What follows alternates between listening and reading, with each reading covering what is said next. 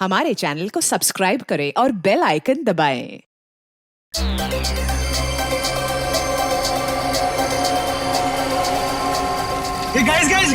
Guys हम लोग कितना खुश नसीब है कि अब से कुछ ही देर में हम लोग वीडियो शावर देखेंगे और वो भी एकदम लाइव।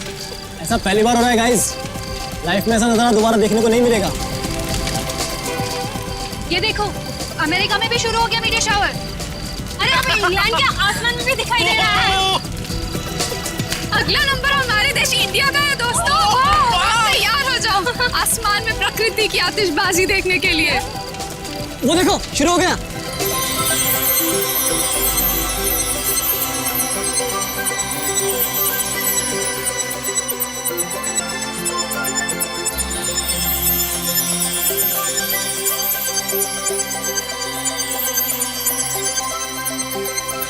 ये मेरी जिंदगी का सबसे खूबसूरत पल है। ऐसा नजारा तो मैंने पहले कभी नहीं देखा।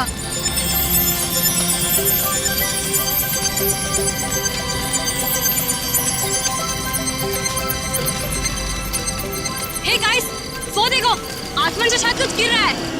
ये कहीं किसी मीटियोर का हिस्सा तो नहीं है? वो देखो वहां गिरा, चलो देखते हैं। ये तो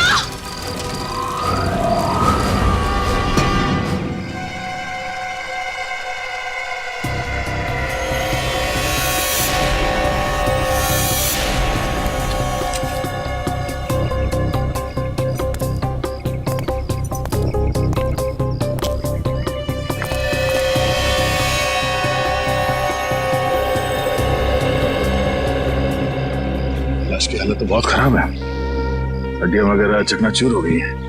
हाँ सर, लेकिन ऐसा तो तभी हो सकता है जब कोई काफी ऊंचाई से गिरा हो। लेकिन सर, यहाँ कोई बिल्डिंग तो है नहीं, चारों तरफ खुला मैदान ही है।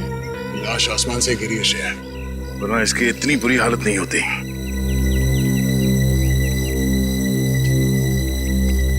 कब हुआ ये, कितने बजे? यही कोई रात 3:15 बजे। हम लोग रात को मीटियोर शावर देख रहे थे, तभी अचानक आकर के कुछ गिरा। और हमें लगा मीटियोर शावर का ही कुछ हिस्सा होगा, लेकिन जब पास जाके देखा तो लाश थी। सर, जब लाश ऊपर से गिर रही थी तब ये जल भी नहीं रही थी। अच्छा,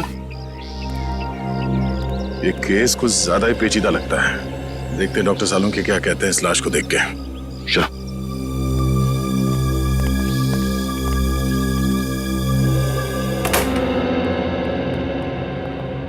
अरे साउंड के साथ कुछ पता चला? हाँ, फिलहाल तो इस आदमी की उम्र पता चली है, और वो भी डॉक्टर तारिका ने ही पता किया होगा।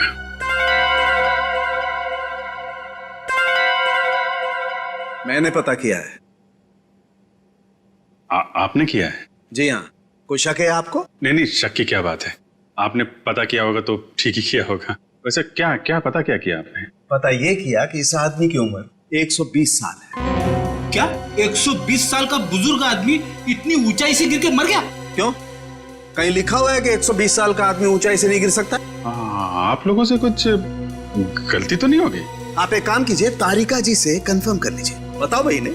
हाँ अभिजीत, इनके एक्सरे स्कैन्स देख लो। देखो, ये देखिए, इनकी हड्डियां काफी कमजोर हो चुकी थी, जैसे कि उम्र के साथ साथ होता है।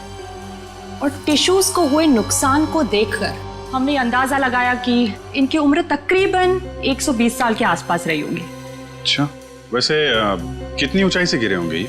फिलहाल ये बता पाना मुश्किल है। सर, हो सकता है इस आदमी को किसी हवाई जहाज से फेंका गया हो। सर, वो केस याद है ना आपको, जब एक लाश को हेलीकॉप्टर से फेंका गया था?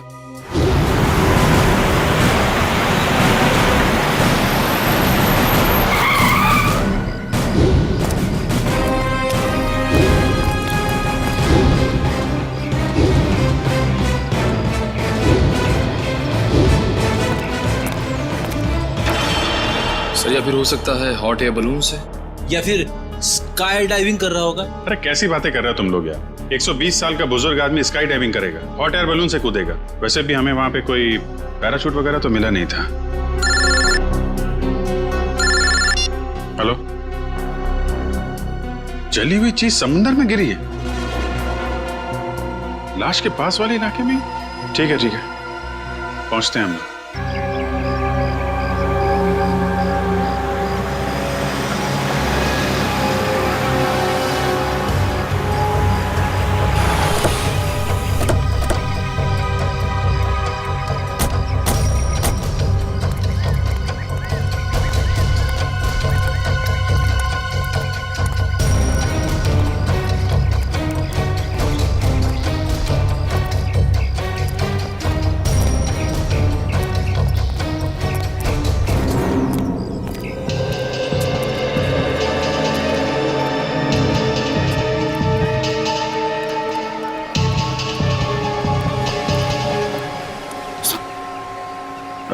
पता चला क्या गिरा था समंदर में? नहीं सर, समुद्र में क्या गिरा अब तक कुछ पता नहीं चला।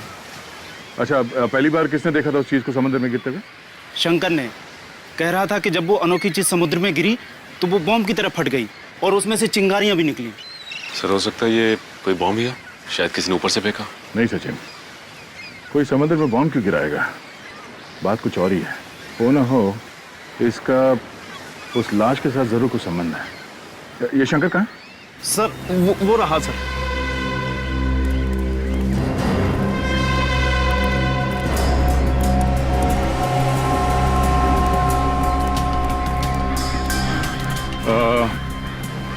तुम शंकर हो? जी मैं शंकर। हम लोग सीआईडी से हैं। एग्जैक्टली हुआ क्या था?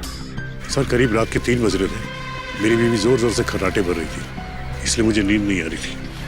क्या आपकी वाइफ भी खर्राटे मारती है? रेडी, अब अपनी वाइफ की बातें शुरू मत कर देना। हाँ, क्या कह रहे थे आप? नींद ना आ पाने की वजह से मैं कुछ देर बाहर टहलने निकल आया।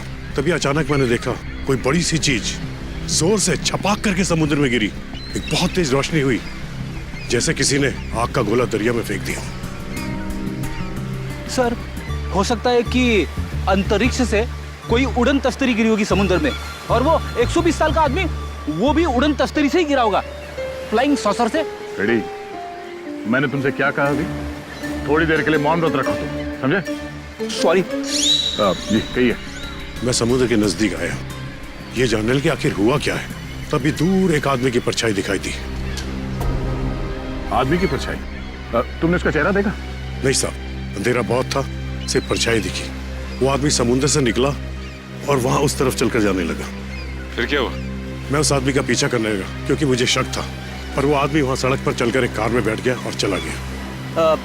कार का नंबर देखा है तुमने? नहीं साहब, नंबर तो नहीं देखा, लेकिन हाँ वो सिल्वर कलर की बैक्स्टर गाड़ी थी। उसने गाड़ी चाबी से खोली या? नहीं साहब, वो कार उसकी नहीं थी, क्योंकि उसने बहुत तिगड़म करके कार का दरवाजा खोला था। सर फिर तो कार चोरी की होगी। Thank you. हमें ये पता करना पड़ेगा कि शहर में कितनी सिल्वर रंग की बैक्स्टर कार है जो चोरी हुई है और उनके नंबर्स क्या क्या हैं। सर स्पेक्ट्रोमीटर टेस्ट की रिपोर्ट आ गई है। देखिए मुझे लाश के कपड़ों में से क्या मिला है। क्या मिला है?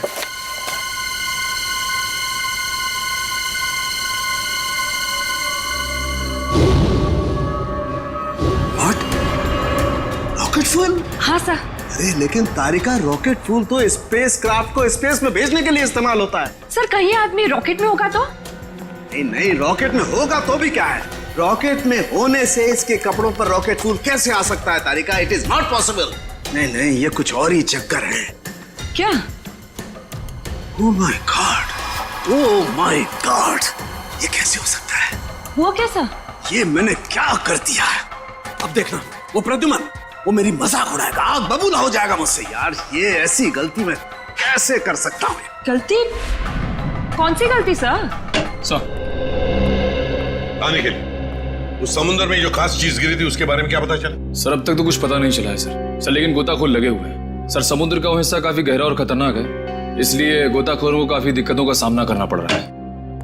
बॉस, अभी तो और भी दिक्कतों का सामना करना पड़ेगा। और भी दिक्कतों का मतलब क्या है डॉक्टर साहब आपका? मतलब ये अभिजीत के मुझसे बहुत बड़ी गलती हो गई है। गलती? ऐसी क्या गलती कर दी सर आपने? दया, अगर प्रद्युमन ये वादा करे कि वो मुझसे नाराज नहीं होगा तो मैं बता सकता हूँ। नहीं, अरे मैं नाराज क्यों हूँगा? मैं तो मिठाई बांटूंगा, क्योंकि the great intelligent and genius doctor Salunkhe ने जिंदगी में पहली बार अपनी गलती मान ली। तो डॉक्टर साहब बताइए, क्या गलती की आपने? गलती दरअसल मुझसे ये हुई है कि उस आदमी की उम्र 120 साल नहीं है। क्या 120 साल की नहीं है? नहीं। तो फिर क्या उम्र होगी उसकी? लगभग 50 साल। क्या साळुंखे, तूने 50 साल के आदमी को 120 साल का बना दिया? इतनी बड़ी गलती की तूने? यार दरअसल उस आदमी की हड्डियां तो यही बता रही थी कि उसकी उम्र 120 साल की होनी चाहिए, मगर स्पेक्ट्रोमीटर टेस्ट के बाद उसके कपड़ों पर मिला रॉकेट फ्यूल ये बता रहा है कि ये आदमी 4-5 महीने अंतरिक्ष में रहकर आया है। क्या उसके कपड़ों पर रॉकेट फ्यूल मिला? हाँ, और अंतरिक्ष में हड्डियों की डेंसिटी हर महीने 2% घटती जाती है। मतलब लाश अंतरिक्ष में से गिरी है? नहीं फ्रेडी, लाश अंतरिक्ष से अगर गिरती तो जल जाती, धरती पर पहुंचने से पहले ही उसके चीथड़े उड़ जाते, मगर ऐसा हुआ नहीं। मतलब ये लाश किसी स्पेसक्राफ्ट से गिरा है, जब वो धरती पे वापस आ रहा होगा। मगर दया, हमारे देश से कोई स्पेसक्राफ्ट तो किसी इंसान को लेकर अंतरिक्ष में गया ही नहीं। फिर भी अभिजीत, हमें पता तो लगाना ही पड़ेगा कि है कौन ये, और फिर वो गिरा तो गिरा कहां से और कैसे, और ये तो हमें हमारी स्पेस एजेंसी ही बता सकती है। हेलो सर, मैं यहाँ का डिप्टी डायरेक्टर हूँ, हरीश मेरा नाम है। कहिए। हरीश जी, हम यहाँ पर एक ऐसे आदमी के सिलसिले में आए हैं जिसका खून हुआ है, मगर उसने अंतरिक्ष में 4-5 महीने गुजारे हैं। आपको तो इस बात की जानकारी होगी ना कि हमारे देश से कौन कौन आदमी अंतरिक्ष यात्रा करके आया। यस सर, जानकारी तो पूरी है, पर हमें ये जानकारी किसी को भी देने की अनुमति नहीं है, फिर चाहे वो सीआईडी क्यों ना हो। लगता है हरीश जी, आप इस बात की गंभीरता को समझ नहीं पा रहे हैं। एक आदमी का खून हुआ है, खून। एक ऐसा आदमी जो शायद आपका साथी था, जो आपके साथ उठता बैठता था, हंसता खेलता था, खाता पीता था, और इसीलिए हम ये जानना चाहते हैं कि क्या आपका कोई साथी लापता है क्या? सर, ये जो भी इंसान है, ये हमारा साथी हो ही नहीं सकता, क्योंकि अभी तक हमारे देश की तरफ से कोई भी स्पेसक्राफ्ट एस्ट्रोनॉट लेके अंतरिक्ष में गया ही नहीं है। हो सकता है कोई चोरी छुपे गया हो अंतरिक्ष में। नहीं सर, स्पेस को इतनी साधारण जगह नहीं है, हमारी जानकारी के बिना वहां जाना असंभव है, इम्पॉसिबल। अच्छा, आपके स्टाफ में से ऐसा कोई आदमी है जो आज काम पे नहीं आया? सर, विशाल सर काम पे नहीं आए हैं। विशाल काम पर नहीं आया? अच्छा, क्या विशाल कभी अंतरिक्ष में गया था? हाँ सर, विशाल सर बहुत साल पहले अंतरिक्ष में गए थे, लेकिन किसी और देश की तरफ से। एक्चुअली सर, वो हमारे यहाँ का हेड इंजीनियर है। यहाँ के हर प्रोजेक्ट की शुरुआत उसी की देखरेख में होती है। 3 साल पहले 5 महीने के लिए वो अंतरिक्ष में गया था, जॉइंट नेशन स्पेस प्रोग्राम के तहत। अच्छा, गया था। अभिजीत, साळुंखे ने भी तो यही कहा कि वो इंसान 4-5 महीने के लिए अंतरिक्ष में था। हाँ सर, विशाल सर हमें अंतरिक्ष में जाने की ट्रेनिंग दे रहे थे। और क्या विशाल का कद 5 फुट 7 इंच था? जी। फिर तो सर, जिसकी लाश मिली है शायद वो विशाल ही है। मुझे तो यकीन ही नहीं हो रहा। नहीं हरीश जी, देखिए, जब तक डीएनए मैच नहीं होता हम यकीन से नहीं कह सकते कि वो लाश विशाल की ही है, लेकिन हमें विशाल के सारे मेडिकल डिटेल्स चाहिए और विशाल के घर का पता भी। जी।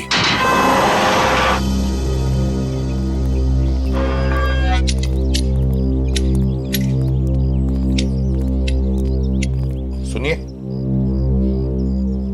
ये विशाल का घर है ना? जी, घर तो विशाल साहब का ही है, लेकिन वो घर पर नहीं है।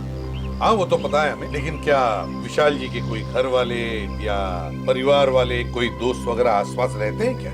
जी, विशाल साहब की पत्नी अदिति मेम साहब तीर्थ गई हैं। आप लोग? हम लोग सीआईडी से। सीआईडी? जी। कहिए, क्या बात है? आप कौन है? आपका नाम क्या है? जी, मेरा नाम बिरजू है। अच्छा, देखो बिरजू, हमें एक लाश मिली है। लाश? और हमें शक है कि वो लाश विशाल जी की है। ये कैसे हो सकता है? विशाल साहब नहीं मर सकते। देखिए, आप संभालिए अपने आप को। फिलहाल हमें सिर्फ शक है कि ये लाश विशाल जी की है। हो सकता है कि ये लाश किसी और की हो। भगवान करे वो लाश विशाल साहब की ना हो। वैसे आखिरी बार कब देखा था तुमने विशाल जी को? कब मिले थे उन्हें? कल सुबह जब मैं काम पर आया था तो विशाल साहब ने मेरी बाहर से ही छुट्टी कर दी थी। घर के बाहर से ही छुट्टी दी? क्यों, किस लिए? जी पता नहीं, ऐसा पहले कभी नहीं हुआ है। मैंने विशाल जी से कहा कि मैं घर की सफाई कर देता हूँ, झाड़ू पोछा कर देता हूँ, मैं फिर चला जाता हूँ, लेकिन उन्होंने मुझे घर में घुसने ही नहीं दिया। आपको उन्होंने घर में घुसने नहीं दिया? जी हाँ, उनका बर्ताव बड़ा अजीब सा था। जब उन्होंने अदिति मेम साहब के तीर्थ पर जाने की बात कही तो मुझे बड़ा अजीब सा लगा, मुझे यकीन ही नहीं हुआ। लेकिन क्यों? क्योंकि अदिति मैडम इस तरह अचानक कहीं नहीं जाती। अगर वो शहर से बाहर कहीं जाती भी हैं, तो महीनों पहले वो अपनी तैयारी पूरी कर लेती हैं। अच्छा, साहब ने तुम्हें घर के अंदर आने से मना कर दिया। वैसे बिरजू, हम घर के अंदर देखना चाहते हैं। तुम्हारे पास घर की चाबी तो होगी? जी हाँ। हम ये देखना चाहते हैं ऐसी क्या वजह थी जो साहब ने तुम्हें घर के अंदर आने से मना कर दिया। जी अभी खोलता हूँ।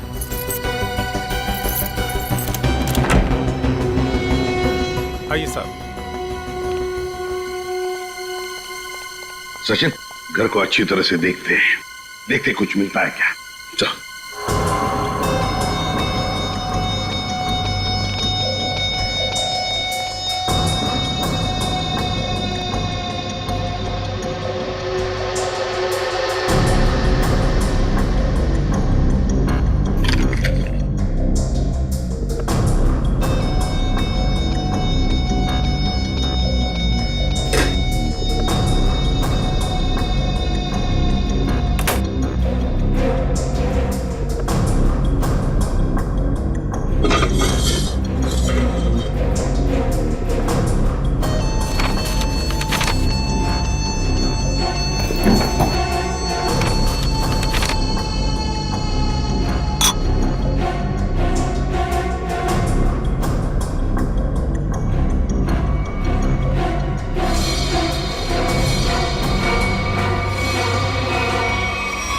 लेकिन कागज के टुकड़े पर कुछ हल्का हल्का सा लिखा हुआ है।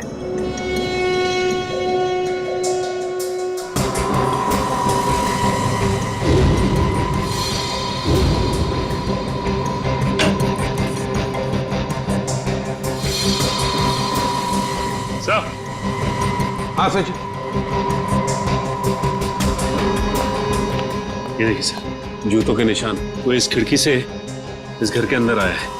उसके जूतों के निशान इस पेपर पे भी है सर।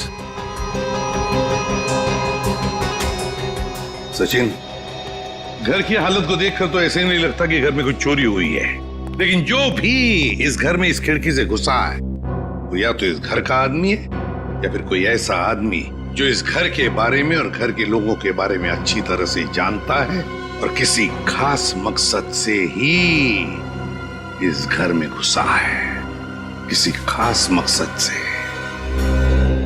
दया, वो चोरी हुई गाड़ी के बारे में क्या पता चला? सर, जगह जगह पुलिस चेकिंग कर रही है, बहुत जल्द गाड़ी मिल जाएगी। साळुंखे, तू यहाँ क्या कर रहा है?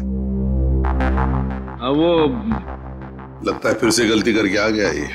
यार प्रद्युमन, तुम कभी सुधरोगे नहीं क्या यार? अरे यार नहीं, कोई मजाक नहीं, ठीक है। आगे से तुम किसी ऐसे इंसान से काम कराओ जिसने अपनी जिंदगी में कभी कोई गलती नहीं की। मैं जा रहा हूँ, बाय। अरे सर, डॉक्टर तारिका। क्या? मेरे कहने का मतलब है सर कि तारिका जी अकेली पड़ जाएंगी अगर आप चले गए तो। अच्छा, तो मतलब आपको तारिका जी की फिक्र है, सालुके की फिक्र नहीं है ना? ठीक है, तो मैं जा रहा हूँ, ठीक है, बाय। यार लेकिन जो बात बताने के लिए आया था वो तो बता के जा। वो आप इनकी डॉक्टर तारिका जी से पूछ लीजिएगा। मैं जा रहा हूँ, बाय। अच्छा ठीक है, बाय। 1 मिनट में वापस आ जाएगा। हाँ दया, देखा? देखो दया, मैं ना सिर्फ और सिर्फ तुम्हारी वजह से वापस आया हूँ। हाँ, क्योंकि मैं जानता हूँ एक सिर्फ तुम हो जो मुझे अच्छी तरह से समझते हो, बाकी ये लोग तो मेरी नौकरी छीनने पर लगे हुए हैं। सर वो मैं नहीं, कुछ कहने की जरूरत नहीं दया, मैं तुम्हें बहुत अच्छी तरह से समझता हूँ। वैसे समझता मैं इन लोगों को भी बहुत अच्छी तरह से हूँ। वैसे दया, जो बात तुझे बताने के लिए आया था जरा पूछ ले, क्या बात है? अब सर, देखो दया, जो लाश आप लोगों को मिली थी ना, उसका डीएनए मैच हो गया है और वो लाश विशाल की है। क्या? विशाल की है? मतलब हमारा शक सही निकला? बिल्कुल। और जो जूतों के निशान आपको विशाल के घर से मिले थे वो किसी ऐसे आदमी के जो एक पांव से लंगड़ा के चलता है। ये कैसे पता चला सालुंखे सर? देखो, जब कोई इंसान लंगड़ा के चलता है तो उसका एक पैर पर वजन ज्यादा होता है और दूसरे पैर पर वजन कम होता है, और इसीलिए दोनों पैरों का अलग अलग निशान पड़ता है। वाह सालुंखे साहब, वाह, बड़ा तगड़ा ऑब्जर्वेशन है आपका। Thank you. समझ था क्या है? वैसे साळुंखे यार, वो कागज के टुकड़े जो मिले थे विशाल के घर से, उन पर कुछ लिखा हुआ था, वो क्या है?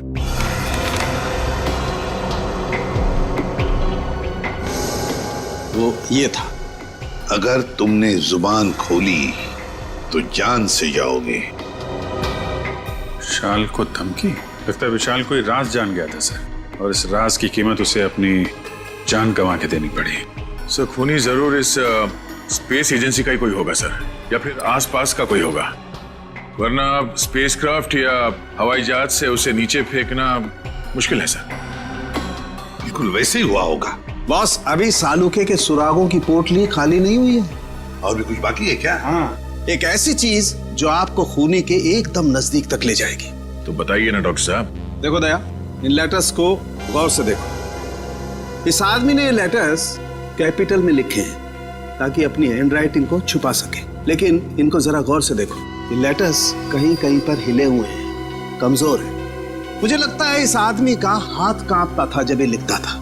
कमाल है सर, धमकी भरा खत लिखता है और लिखते वक्त हाथ भी कांपता है। डर की वजह से? बिल्कुल सही फ्रेडी, डर की वजह से ही। दरअसल इसके हाथ में कोई तकलीफ थी, न्यूरोटिक तकलीफ। जब ये डरता था, इस आदमी का हाथ कांपता था। जब इसने ये नोट लिखा, ये डरा हुआ था, इसीलिए इसका हाथ कांप रहा था और ये अक्षर इस तरीके से बने। हाथ में तकलीफ? विशाल सर बहुत साल पहले अंतरिक्ष में गए थे, लेकिन किसी और देश की तरफ से। सर वो घटोत्कच, विशाल का असिस्टेंट। विशाल कुछ लोगों को ट्रेनिंग दे रहा था अंतरिक्ष में जाने के लिए। ये घटोत्कच भी उनमें से एक था। मगर अभिजीत, अंतरिक्ष में जाने के लिए वो आदमी मानसिक तौर पर और शारीरिक तौर पर बिल्कुल फिट होना चाहिए, हट्टा कट्टा होना चाहिए। इस घटोत्कच को क्यों सिलेक्ट किया गया? उसके तो हाथ में तकलीफ है। और घटोत्कच के इस कमजोरी के बारे में विशाल को पता चला, इसलिए शायद घटोत्कच ने विशाल को अपना मुंह बंद रखने के लिए उसे जान से मारने की धमकी दी होगी। ये हो सकता है। हाँ रजत, क्या? देखो, सभी पुलिस स्टेशन में खबर कर दो, उसकी फोटो भिजवाओ, सब जगह नाकाबंदी करवा दो। ओके? क्या हुआ? सर, ये विशाल की पत्नी अदिति, ये किसी तीर्थ यात्रा पे नहीं गई है। उसने किसी भी बस, ट्रेन या फ्लाइट की टिकट बुक नहीं करवाई। वो गायब है। अदिति गायब है? गायब है अदिति? तो फिर ये गई कहां? और फिर विशाल को मारा किसने और क्यों मारा? इन सारे सवालों का जवाब तो अब घटोत्कच ही देगा। घटोत्कच।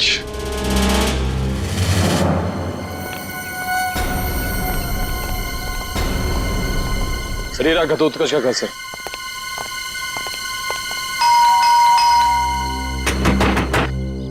दरवाजा खोल ही नहीं रहा है।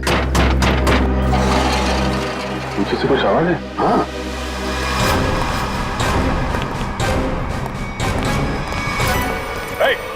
पकड़ो उसे।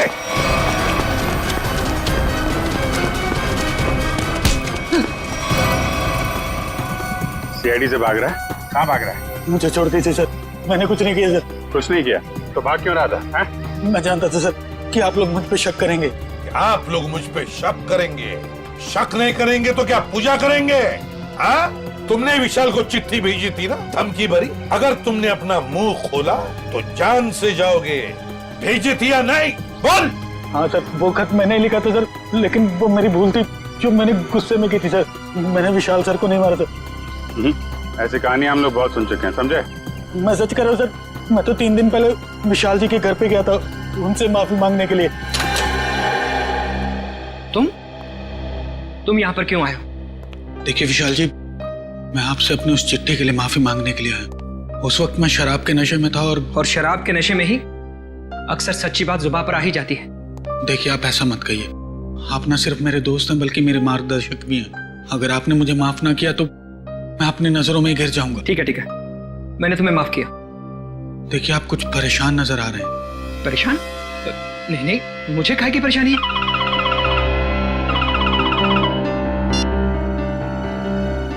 हेलो जी, ठीक है, आप जैसा कहेंगे मैं बिल्कुल वैसा ही करूंगा, लेकिन मेरी पत्नी पर कोई आंच नहीं आनी चाहिए। अदिति किडनैप हो गई और फिर किडनैपर अदिति को कोई नुकसान ना पहुंचाए, इसलिए विशाल ने ऐसी कहानी बनाई कि अदिति तीर्थ यात्रा पर चली गई। दया का फोन आ गया। अच्छा, चोरी की गई गाड़ी का पता चल गया। एक्सीलेंट।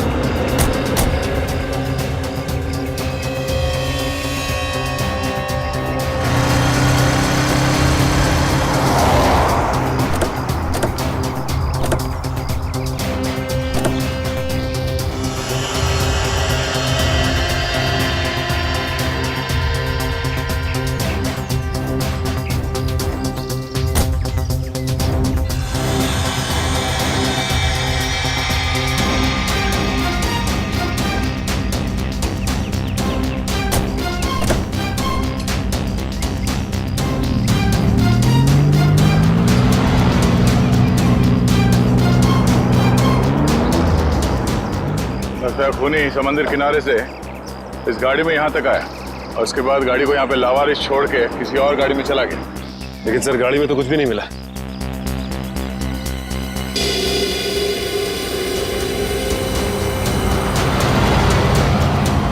ये देखो, सीसीटीवी कैमरा लगा हुआ है इस ट्रैफिक पोस्ट पे। जरूर उस खूनी का चेहरा इस कैमरे का कैद हो गया होगा।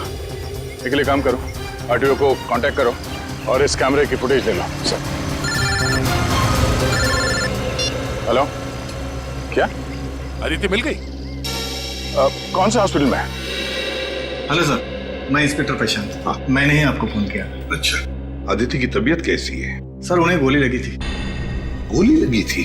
जी हाँ, उनका ऑपरेशन हुआ है, अब वो खतरे से बाहर है। लेकिन ये आदिति मिली कहाँ तुम लोगों को? सर हम लोग पेट्रोल पे थे। Hello control room. Yes sir, यहाँ सब कुछ ठीक है सर, ओवर। अरे राघव, वो देखो किसी औरत को जबरदस्ती ले जाया जा रहा है। कहीं अदिति तो नहीं जिसकी फोटो सीआईडी ने भेजी थी हर जगह ढूंढने के लिए? हो सकता है। चलो देखते, पीछा करो उसका। चलो जल्दी। एक काम करो, सारे में बंदी रखो ताकि उन्हें पता नहीं चले कि हम लोग उनका पीछा कर रहे हैं। वो रहे।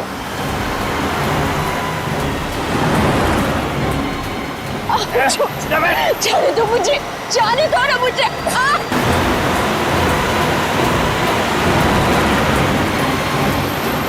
कैसे भी पकड़ना है उन लोगों को, पीछा करो जल्दी। वो देखो, टेप ले लो।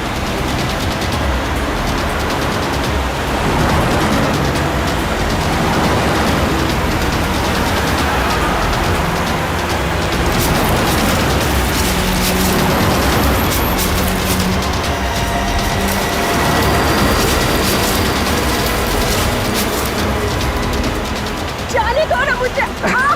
जाने देंगे, जाने से पहले तोहफा तो लेके जाओ। ऐसा तोहफा दिखाता हूँ मैं तोहफा। ये है मेरा तोहफा। ड्राइवर तेज चलो।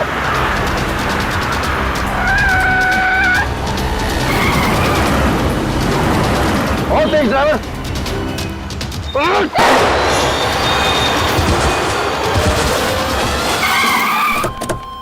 चलो जल्दी, चलो।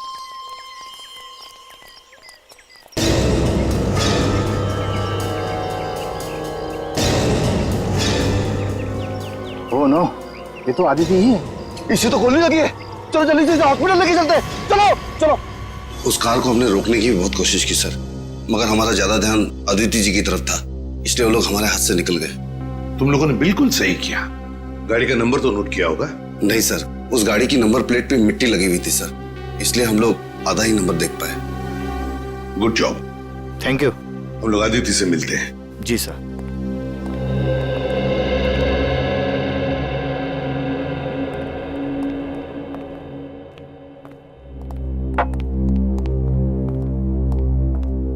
अदिति, अब कैसी हो? ठीक हूँ। आप कौन? मैं एसीपी प्रद्युमन, सीआईडी से। सीआईडी से? मेरे पति कहाँ हैं? बहुत जल्दी आ जाएंगे। बस एक बात बताओ, ये सब कैसे हुआ तुम्हारे साथ? 2 दिन पहले जब मैं सब्जी मंडी से घर लौट रही थी, कुछ लोग मुझे अपने गाड़ी में डालकर साथ ले गए। उनमें से किसी का चेहरा देखा आपने? नहीं, उन्होंने अपने चेहरे पर मास्क डाल रखा था। ओह, मास्क पहन रखा था। वैसे कहाँ लेकर गए वो तुम्हें, कुछ बता सकती हो? पता नहीं, उन लोगों ने मुझे कुछ खिलाकर बेहोश कर दिया था। एक अंधेरे कमरे में रखा था और वो मुझे विशाल के काम के बारे में सवाल पूछ रहे थे। विशाल के काम के बारे में? तो तुमने क्या कहा? मैंने उन्हें कहा कि विशाल अपने काम के बारे में मुझसे कोई बातचीत नहीं करते, लेकिन उन्हें लगा कि मैं झूठ बोल रही हूँ।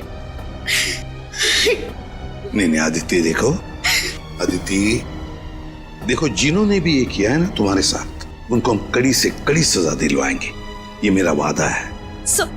आप उन्हें मत छोड़िएगा, वो लोग देशद्रोही है। कुछ देर बाद उनका बॉस भी उसी कमरे में आया और उसने मुझसे कहा कि विशाल मुझसे ज्यादा अपने देश से प्यार करते हैं। मैंने उन्हें जवाब दिया कि मुझे गर्व है कि विशाल पहले एक अच्छे नागरिक है और फिर एक अच्छे पति। बिल्कुल सही कहा तुमने, बिल्कुल सही कहा। और सच कहूं, हमें भी तुम पर गर्व है, क्योंकि तुमने ये सब किया ना इसकी वजह से। अच्छा बताओ, क्या तुमने उस आदमी का चेहरा देखा? नहीं सर, उसने भी अपने चेहरे पे मास्क डाल रखा था, लेकिन हाँ, गुस्से में आकर मैंने उस पर झपटकर हमला किया था। अच्छा? उसके गर्दन पर खरोच आ गई थी। उस आदमी के गर्दन पर खरोच आई थी? तो फिर सचिन, जरूर आदिति की नाखून में उस आदमी की चमड़ी के अंश होंगे। उस आदमी के चमड़ी के अंश होंगे। हाँ निखिल, ट्रैफिक सिग्नल का फुटेज रेडी है? हाँ सर, रेडी है। चलो देखते हैं।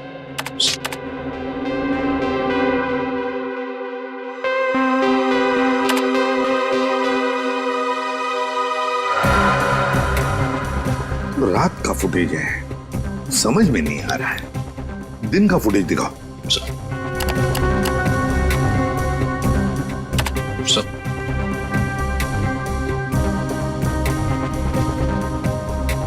सर ये आदमी तो गाड़ी की तरफ से चलते हुए जा रहा है। निखिल पॉज करो, रिवाइंड करो और फिर से प्ले करो।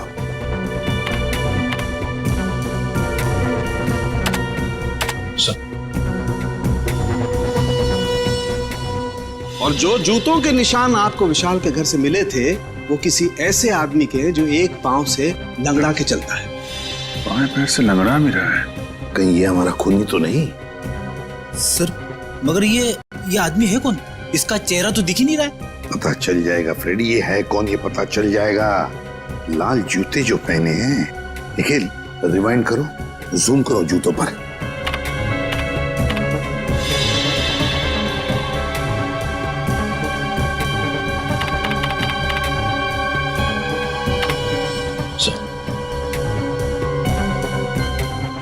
ये जूते कहीं हैं सर? देखें किसके पैरों में? सर आज विशाल सर नहीं आए हैं। समीर, विशाल का असिस्टेंट सर, और वो लंगड़ा के भी चल रहा था। विशाल का असिस्टेंट समीर। अरे दरवाजा तो खुला ही है। माय गॉड, खून! चौकन ना रहना, लगता है किसी को घसीट के ले जाया गया है यहां से उस तरफ।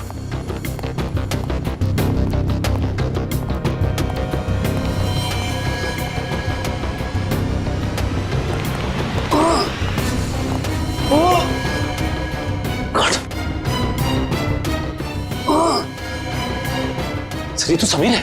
समीर, जल्दी से एम्बुलेंस बुलाओ। समीर घबराओ मत, देखो हम लोग सीआईडी से। हेलो, कुछ नहीं होगा, एम्बुलेंस बुलाई है हमने। क्या क्या कह रहे हो? क्या बताओ बताओ। Sameer Sameer. Okay thank you sir. Ambulance आ रही है सर। समीर तो मर गया। माय गॉड सर, हम तो सोच रहे थे कि ये समीर ही गुनहगार है, लेकिन यहाँ तो समीर का ही किसी ने खून कर दिया। वही तो,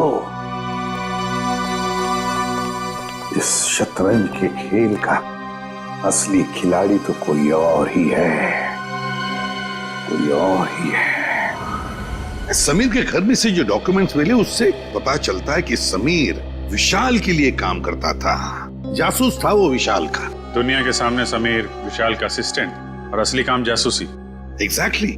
पर जब विशाल को पता चला कि स्पेस एजेंसी में कोई गद्दार है जो वहां की खुफिया इंफॉर्मेशन बाहर भेज रहा है, तो बस उसका पर्दाफाश करने के लिए उसने समीर को रख लिया काम पर, जासूस बनाकर। और इसीलिए समीर ने भी हमें कुछ नहीं बताया, क्योंकि विशाल ने उसे ऐसा करने से मना कर दिया था।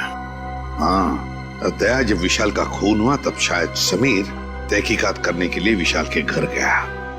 और जैसे ही खूनी को लगा कि समीर उस तक पहुंचने वाला है, उसने समीर का भी खून कर दिया। बॉस, आसानों के अदिति के नाखूनों में चमड़ी के अंश मिले? हाँ मिले ना, उसके नाखूनों में चमड़ी के अंश मिले। तो जब मैं आप लोगों को बताऊंगा कि उस चमड़ी का डीएनए किसका था, आप लोग दंग रह जाएंगे। डॉक्टर साहब, रियलिटी शो के विनर का नाम अनाउंस करने जैसा सस्पेंस मत बढ़ाइए, नाम बताइए ना प्लीज। बॉस, उस आदमी का नाम है deputy director Harish. Hello sir, मैं यहाँ का डेप्यूटी डायरेक्टर हूँ, हरीश मेरा नाम है। क्या डेप्यूटी डायरेक्टर हरीश? तभी तो समीर मरते वक्त हाँ हाँ हाँ ऐसे कर रहा था। क्या क्या कह रहे हो? समीर कहना चाहता था हरीश, वो हरीश का नाम लेना चाहता था। Deputy director Harish, space agency का deputy director Harish. Excuse me sir, आप लोग यहाँ? जरा हरीश जी को बुलाइए। कहाँ है वो? सर वो तो कुछ ही घंटे पहले चले गए। चले गए? कहाँ गए, कुछ पता है आपको? नहीं सर, वो बड़ी जल्दी में थे, इसलिए बिना कुछ बताए निकल गए। कोई बात नहीं, हम पता लगा लेंगे। उनके गाड़ी का नंबर दीजिए। जी। हेलो हाँ बोल रहा हूँ। कहाँ पे? एमआई इलाके में? ठीक है, ओके सर। हरीश की गाड़ी एमआई इलाके में देखी गई है सर। एमआई इलाके में? हाँ सर। श्रेया जरा नक्शे में चेक करो, एमआई इलाके में हरीश कहाँ जा सकता है? सर एमआई इलाके के आगे तो बॉर्डर है, हमारे राज्य की सीमा, और ये बॉर्डर एमआई इलाके से 15 किलोमीटर दूर है। तो ये उड़ान भर के हरीश अपना घोंसला कहीं और बनाना चाहता है। और सर उड़ान भरने के लिए पास में ही एक रनवे और एयरफील्ड भी है। फिर तो सर ये शहर से नहीं, देश से बाहर निकलने का प्लान बना रहा होगा। तो चलो इसके प्लान का आज क्लाइमैक्स कर देते हैं।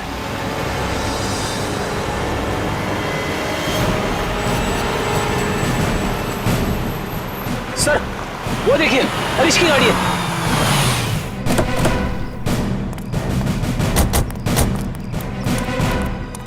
सर गाड़ी तो खाली है सर, तो लगता है भाग गया है हरीश।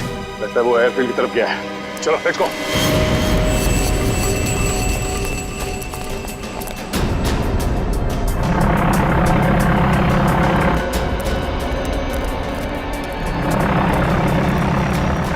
सर उसका प्लेन तो टेक ऑफ करने वाला है। सर अगर ये विदेश चला गया तो इसे पकड़ना और भी मुश्किल हो जाएगा। कहीं नहीं पहुंचेगा ये। Oh no.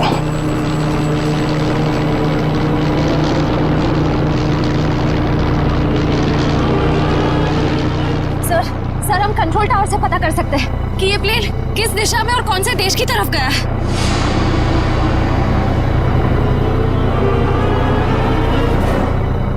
पता तो कर सकते हैं श्रेया, मगर क्या सर? पता नहीं क्यों मुझे ऐसा लग रहा है कि हम अब भी असली खून तक नहीं पहुंचे हैं।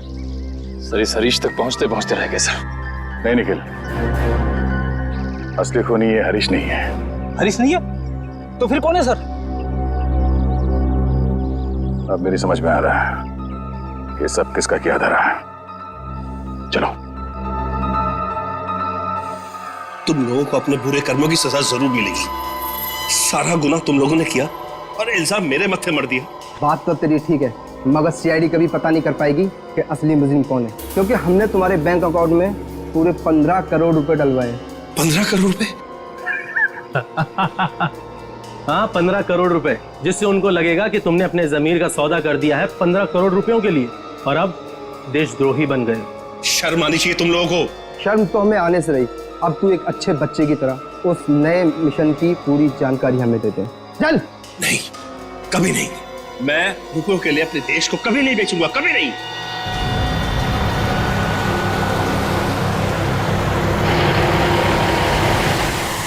देख, मैं तुझे आखिरी बार बोलता हूँ, बता दे, जिंदा छोड़ दूंगा तुझे, वरना तुम्हारे मरने के बाद वो जानकारी तो हम हथिया ही लेंगे।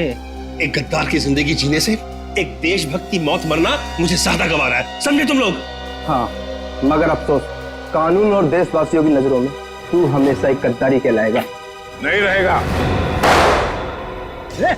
कोई अपनी जगह से नहीं लेगा। जा नीचे, हाथ खोलो, उठ। बस।